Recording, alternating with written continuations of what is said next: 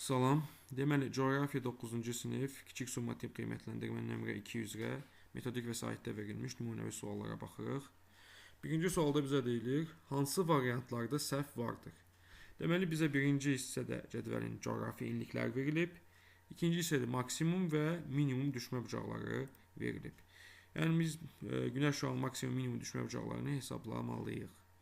Əvvəlcə maksimum minimum düşmə necə sığmaq lazım onun düsturlarına baxaq biz. Deməli, bizim D maksimum, yəni maksimum düşmə bucağı düsturu 90 çıx coğrafi enlik Y və üstə gəl 23,5 dərəcə. Bu maksimum düşmə bucağının tapılması düsturudur. D minimum, yəni minimum düşmə bucağının tapılması düsturu isə 90 çıx yenə 20 Y, yəni coğrafi enlik, bu dəfə çıx 23,5 dərəcə olmalıdır. Deməli, bizə verilən enliklər 20 dərəcə enlik, 0 dərəcə enlik və 90 dərəcə enlikdir. Amma əslində biz bu düsturları hesablayırıq, amma bizdə bir nüans var. Əgər bizə verilən dərəcə, yəni coğrafi enlik 23,5-dən kiçikdirsə, maksimum düşmə bucağı həmişə 90 dərəcədir. Çünki 23,5-in üzərində günəş zenitdə olur. Zenitdə olmaq 90 dərəcə və 90 dərəcədən çox ola bilməyəcəyi üçün, əgər bizə verilən coğrafi enlik 23,5-dən kiçikdirsə, maksimum düşmə bucağı həmişə 90 dərəcədir. Deməli, burada 20 bizə 23,5-dən kiçikdir və bizə maksimum 90 verilib. Yəni, bu doğrudur. Burada isə 0-da da yenə 90 dərəcə olmalıydı. Burada isə bizə səhv verilib, 83,5 verilib. Burada isə 90 dərəcədə 23,5 dərəcə bucaq verilib. Bunu biz artıq hesablayaq. Yəni 90 çıxılsın, coğrafi enlik 90 çıx 90, 0. Üstə gəl 23,5, 23,5. Deməli, bu da bizim üçün doğrudur. Sonra minimum düşmə bucaqlarına baxaq. Birinci bizə 20 dərəcə enlik üçün minimum düşmə bucaq 46,5 verilib. Deməli, 90 çıxılsın, Y 20 eləyir 70. 70 çıx 23,5, 46,5 eləyir. Deməli, bu bizə doğrudur. Sonra 0 dərəcə üçün minimum düşmə bucağı 60 tapılıb. Baxaq, 90 çıx 0, 90, çıx 23,5, 60 yox, 66,5 dərəcə eləyir. Deməli, bu da bizim üçün səhvdir. Sonra 90 dərəcə enlik. Deməli, bayaq biz qeyd etdik ki, maksimum tapanda 23,5-dən kiçikdirsə, maksimum həmişə 90 dərəcədir. Əgər minimum tapanda da, əgər bizə verilən dərəcə 66,5-dən böyükdürsə, minimum həmişə 0-dır. Yəni, hesablamağa ehtiyac yoxdur. Yəni, bu da doğrudur. Niyə minimum həmişə 0-dır?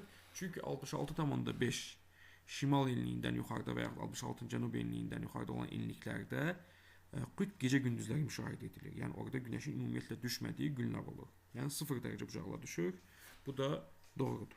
Deməli, bizə birinci və üçüncü variantlar doğrudur. İkinci variantda isə səhv var. Bizdə yəni hansı variantlarda səhv olduğu soruşulur. Yəni ikinci variantda səhvlər var. Sonra ikinci sualda bizə deyilir ki, 20-ci saat qurşağının orta meridianını təyin edin. Deməli, biz saat qurşağının orta meridianını tapmaq üçün bizə verilən saat qurşağını 15-ə vurmalıyıq. Amma burada da yenə bir nüans var. Əgər bizə verilən saat qurşağı 12-dən böyükdürsə, əvvəlcə biz onu 24-dən çıxmalıyıq. Yəni, bizə verilən 20-ci saat qurşağı da 12-dən böyük olduğu üçün 24 çıxılsın 20, bu da bizə bərabərdir, alınır 4. İndi biz 4-ə vurmalıyıq 15-ə. 4 vur 15-də alınır, bizdə 60 dərəcə. Və bizə verilən saat qurşağı yenə 12-dən çoxdursa, bu yerləşir qərb uzunluğunda. Yəni, 12-yə qədər 12 saat qurşaqları yerləşir şərq uzunluğunda, 12-dən böyük saat qurşaqları isə artıq yerləşir qərb uzunluğunda. Yəni, burada cavab olmalıdır 60 dərəcə qərb uzunluğu. Yəni, cavab A bəndi. Sonra üçüncü sualda deyilir, məntəqələrin yerləşdiyi saat qurşaqlarını müəyyən edin deyilir bizə. Deməli, birinci A məntəqəsi yerləşir 120 qərb uzunluğunda. Burada isə 3 yazılıb. Üçüncü məntəqə yerləşir 70 dərəcə şərq uzunluğunda. Yəqin burada B olmalıydı, 3 yazılıb. Deməli, A məntəqəsi 120 qərb uzunluğunda yerləşir. Əvvəlcə A məntəqəsi üçün tapaq bir saat qurşağını. Deməli, A məntəqəsi 120 qərb uzunluğu verilib. Bizə verilən uzunluğu saat qoşanı tapmaq üçün 15-ə bölməliyik. Bayaq biz orta meyin tapmaq üçün 15-ə vurduq. İndi saat qoşanı tapmaq üçün isə 15-ə bölməliyik. Yəni 120 bölünsün 15. Bu da bizim üçün eləyir 120 bölünsün 15 8-ci saat qoşağıdır. Amma yenə də bizə verən qərb uzunluğu olduğu üçün biz əvvəlcə onun üçün onu 24-dən çıxmalıyıq. 24 çıxılsın 8 bərabərdir 16. Deməli, birinci A məntəqəsi yerləşir 16-cı saat qoşağında. İndi yəqin ki, bu da B olmalıdır. B məntəqəsini tapaq. B məntəqəsi yerləşir 70 dərəcə şərq uzunluğunda. 70-i biz bölürük 15-ə. 70 böl 15 alınır bizdə 4 və qalıqda da alınır bizdə 10.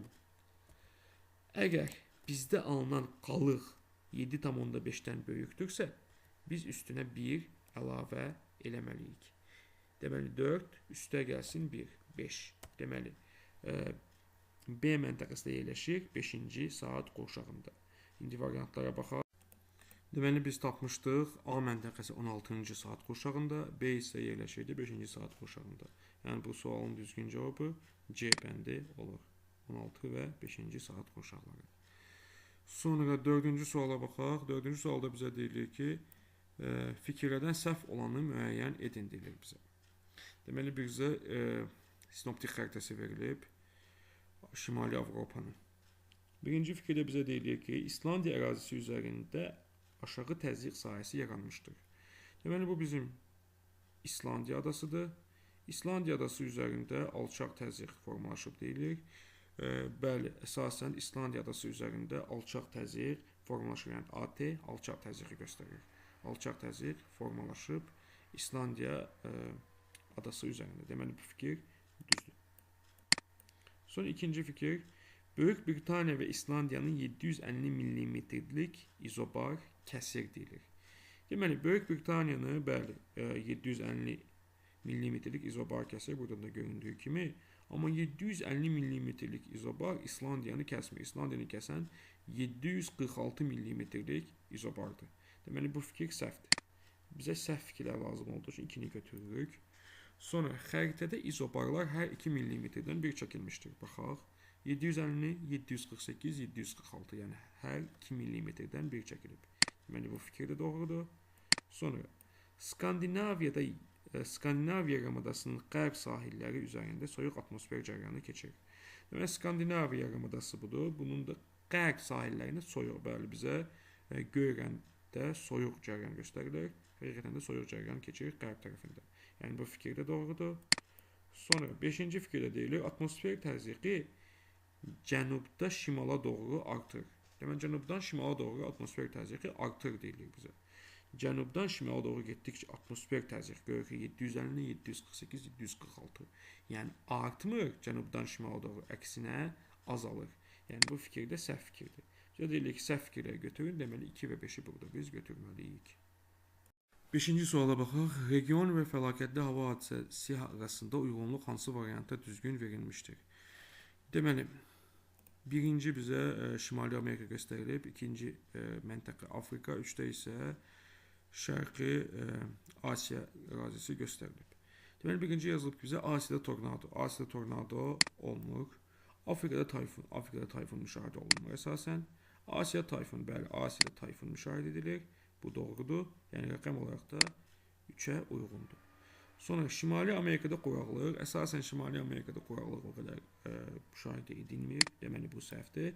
Sonra, Afrikada quraqlıq. Bəli, Afrikada quraqlıq tez-tez müşahidə edilir. Bu düzdür və rəqəm olaraq da 2 rəqəminə uyğundur. Sonra, Şimali Amerikada tornado. Bəli, Şimali Amerikada tornadolar tez-tez müşahidə edilir.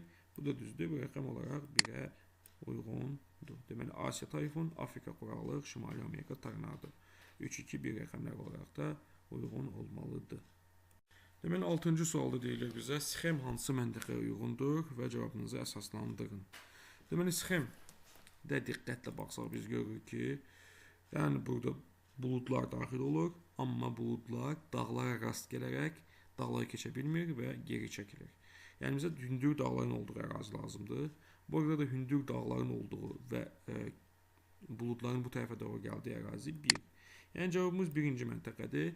Burada əsasən hündür Kordilyer dağlarının olması və Kordilyer dağları çox hündür olduğu üçün buraya gələn buludlar əsasən həmin dağları keçə bilmədiyi üçün geriyə doğru qayıdırlar. Və həmçinin də buranın olmasının digər bir səbəbi də burada görürük ki, biz hava axınları qərbdən şərqə doğru gedir. Bizə qərbdən şərqə doğru gəlir və qərbdən şərqə doğru okean üzərindən buludlar formalaşır və okean üzərindən gələn hissə də yenə yalnız birinci məntəqə olur. Onun üçün də 60 sualın cavabı 1 olmalıdır. Deməli 7-ci sualda bizə deyilir ki, xəritə sxem əsasında cədvəli tamamlayın deyilir. Deməli bizə xəritə verilir və buradakı ölkələrin adlarını müəyyənləşdirməliyik və onun hansı iqlim qurşağına yerləşdiklərini biz müəyyənləşdirməliyik. Deməli birinci ölkə bizim üçün 1 Rusiyadır. Rusiyanın yerləşdiyi iqlim qurşaqları isə əsasən mülayim, subarktik və biraz da arktik iqlim qurşaqlarında yerləşir Rusiya. Sonra 2 rəqəmi Avstraliyadır. Avstraliya əsasən yerləşir tropik, subekvatorial və biraz da subtropik iqlim qurşaqlarında yerləşir. 3 Braziliya. Braziliya yerləşir subekvatorial, ekvatorial və biraz da tropik iqlim qurşaqlarında yerləşir Braziliya. Sonra 4 ABŞ. ABŞ əsasən subtropik və mülayim iqlim qurşaqlarında yerləşir. Cənub hissələri bəzi az yerləri isə tropik iqlim qurşaqlarında da yerləşir. Sonra 5 Qazaxıstan əsasən subtropik və mülayim iqlim qurşaqlarında yerləşir.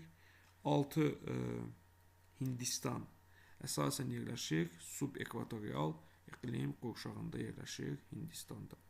Deməli bu da oldu 7-ci sual. Deməli metodika sahətdə verilmiş 9-cu sinif coğrafiya üzrə 2-ci summativ qiymətləndirmə suallarına baxdıq.